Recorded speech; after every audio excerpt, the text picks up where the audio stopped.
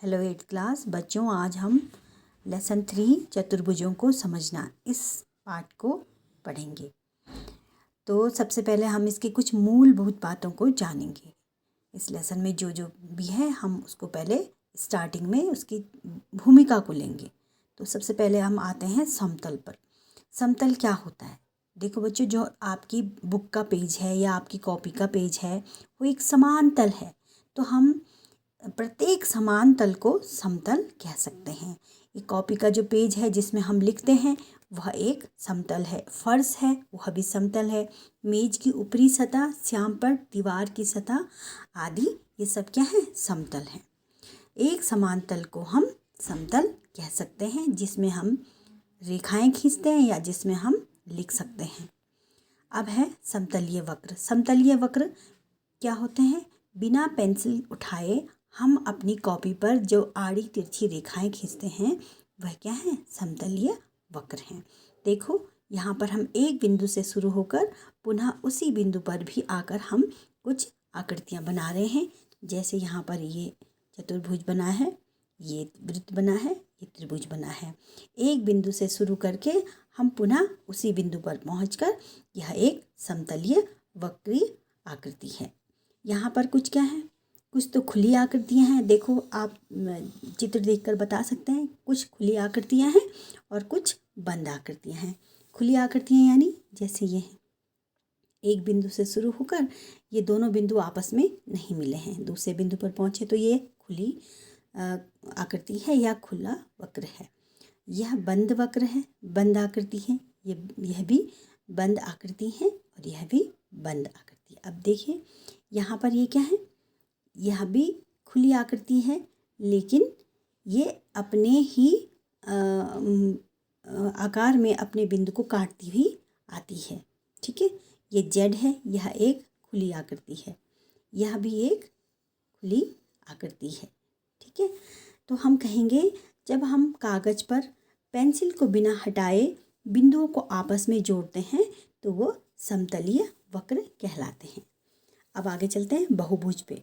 बहुभुज जैसे कि नाम से ही हम बता सकते हैं, दो से अधिक भुजाओं से बनी आकृति को बहुभुज कहते हैं। ठीक है, यहाँ पे देखिए, जैसे ये त्रिभुज है, 3 भुजाओं से घिरी आकृति। ये चतुर्भुज है, 4 भुजाओं से घिरी आकृति, और यह भी एक बहुभुज है। ठीक है, अब देखिए यहाँ पर क्या ये बहुभुज है? क्योंकि ये क्या है? ये आकृतियाँ क्या हैं? खुली हुई हैं। ये बंद आकृतियाँ नहीं हैं, इसलिए ये दोनों बहुभुज नहीं हैं। इस तरह हम कहेंगे कि बंद आकृति वही होगी जो दो से अधिक बहुभुजों से बंद आकृति होगी। अब बहुभुजों का वर्गीकरण देखो बच्चों। 3 भुजाओं से घिरी आकृति त्रिभुज कहलाती है। 4 भुजाओं से घिरी हुई बंद आकृति चतुर्भुज कहलाती है। उसी तरह 5 भुजाओं से घिरी आकृति को पंचभुज कहते हैं। 6 भुजाओं से घिरी आकृति षटभुज और 7 भुजाओं से घिरी आकृति को सप्तभुज कहते हैं। उसी तरह अष्टभुज, 9 भुज और 10 भुज। जहाँ पर 8 भुजाओं से घिरी आकृति होगी तो अष्टभुज होगी, और 10 भुजाओं से घिरी आकृति 10 भुज कहलाएगी। अब भुजाओं और शीर्षों की संख्या देखो बच्चों। ये त्रिभुज है, आप जानते हैं त्रिभुज की 3 भुजाओं से घिरी आकृति है। इसकी 3 भुजाएं हैं, है कि नहीं? और इसके 3 बिंदु आप देख रहे हैं, यही इसके शीर्ष हैं। तो त्रिभुज में 3 भुजाएं होती हैं और 3 ही शीर्ष होते हैं। उसी तरह चतुर्भुज में 4 भुजाएं और 4 शीर्ष। जहाँ पर 2 भुजाएं एक दूसरे को मिल रही हैं, ये हिस्सा यही इसका शीर्ष कहलाएगा। उसी तरह पंचभुज, षटभुज, सप्तभुज आदि में आप शीर्ष और भुजाओं को देख सकते हैं। अब आते हैं विकर्ण पर। विकर्ण क्या होता है? किसी बहुभुज का विकर्ण उसके किन्हीं 2 शीर्षों को जोड़ने से प्राप्त रेखाखंड होता है। किंतु यहाँ पर एक ध्यान रखने वाली बात है। देखो, ये बहुभुज है, ये चतुर्भुज है। यहाँ पे कितने कोण हैं? 1 2 3 4 कोण बन रहे हैं यहाँ पे। ठीक है, और 4 ही इसके शीर्ष हैं। ये आप देख रहे हैं 4 भुजाएं हैं और 4 शीर्ष हैं। देखो ये वाला शीर्ष और ये वाला शीर्ष एक दूसरे के आसन शीर्ष होते हैं, ठीक है। जो पड़ोसी शीर्ष होगा ये इसका पड़ोसी है तो इसका आसन शीर्ष कहलाएगा। ये इसका आसन शीर्ष है और ये इसका आसन शीर्ष है, ठीक है। लेकिन जब इस बहुभुज में सम्मुख शीर्ष, ये देखो सम्मुख माने आमने सामने के शीर्षों को मिलाने पर जो एक रेखाखंड हमें प्राप्त होता है वह इसका विकर्ण कहलाता है, ठीक है। तो जब सम्मुख कोणों को या सम्मुख शीर्षों को मिलाने पर एक रेखाखंड खींचा जाए तो वह इसका विकर्ण कहलाता है। इसी तरह देखिए यहाँ पर भी पंचभुज में भी देखो सम्मुख शीर्ष या आसन शीर्ष को छोड़कर हम कह सकते हैं कि इस पंचभुज में आसन यानी ये वाला और ये वाला, ये आसन है एक दूसरे के लिए, आसन शीर्ष है। तो एक आसन शीर्ष को छोड़कर यहाँ पर का जो शीर्ष है उसको इस एक शीर्ष को छोड़ के मिलाया तो ये विकर्ण आ गया। ये दूसरा विकर्ण, ये तीसरा, ये चौथा और ये पांचवा। इस तरह से इसमें कितने विकर्ण आए? 1 2 3 4 5, ठीक है। तो इस तरह से यहाँ पे विकर्णों की संख्या 5 है। ये एक पंचभुज है। अब बात करते हैं अभ्यंतर और बहिर्भाग की। देखो अभ्यंतर क्या होता है? एक परिसीमा के अंदर, देखो ये एक आकृति है, ठीक है, एक सीमा है ये, ठीक है। इसके अंदर का भाग जो है यहाँ पर एक बिंदु है ए, इसको बोलेंगे कि बिंदु ए इस परिसीमा के अभ्यंतर में है। जबकि उसी के बगल में जो दूसरा चित्र देख रहे हैं तो ये बी बिंदु जो है ये बहिर्भाग यानी इस परिसीमा के बहिर्भाग में एक बिंदु है बी, ठीक है। तो अब आप समझ सकते हैं कि अभ्यंतर और बहिर्भाग क्या हुए। चलिए आगे चलते हैं। अब बात करते हैं उत्तल और अवतल बहुभुज की। उत्तल बहुभुज क्या होते हैं और अवतल बहुभुज क्या होते हैं? ये आपके आगे की प्रश्नावलियों में आपके पास इस तरह के प्रश्न आएंगे कि उत्तल और अवतल बहुभुज बताइए। तो देखो बेटा उत्तल बहुभुज में क्या होगा?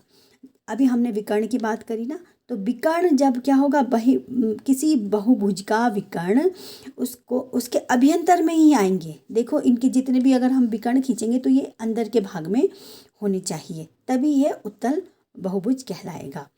यहाँ पर भी सारे जितने भी विकर्ण खींचे गए हैं ये इसके अंदर खींचे गए हैं, ठीक है। तो ये जो बहुभुज जिसमें विकर्ण उसके अभ्यंतर में हो अर्थात वह बहुभुज के बहिर्भाग में नहीं होगा, वह उत्तल बहुभुज कहलाएगा। जबकि अवतल बहुभुज में देखो अगर यहाँ पर हम विकर्ण खींचे इस आकृति में तो क्या हो रहा है?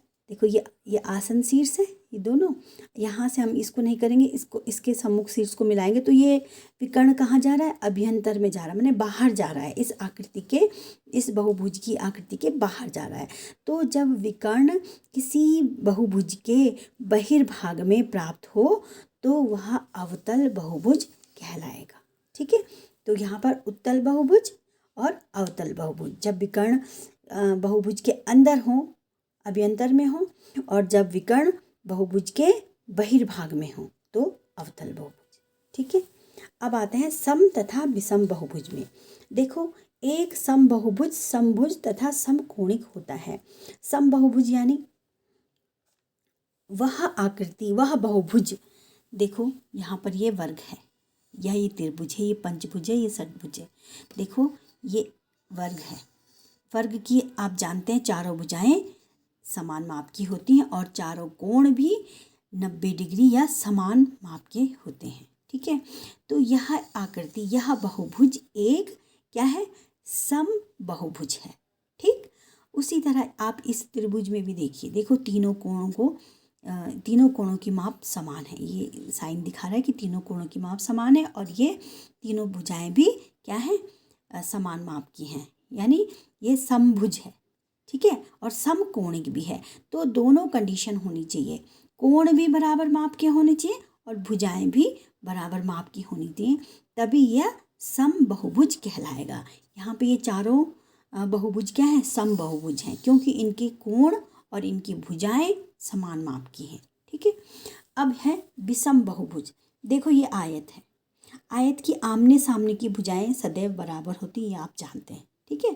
साथ ही आप ये भी जानते हैं कि इनके सभी कोण एक ही माप के होते हैं। ये जो एंगल है ये 90 डिग्री का है, ठीक है। तो कोण तो बराबर हो गए सबके, ठीक, लेकिन चारों भुजाएं बराबर नहीं हैं, इसलिए यह समबाहुभुज नहीं होगा, यह एक विषम बहुभुज होगा। ठीक है बेटा।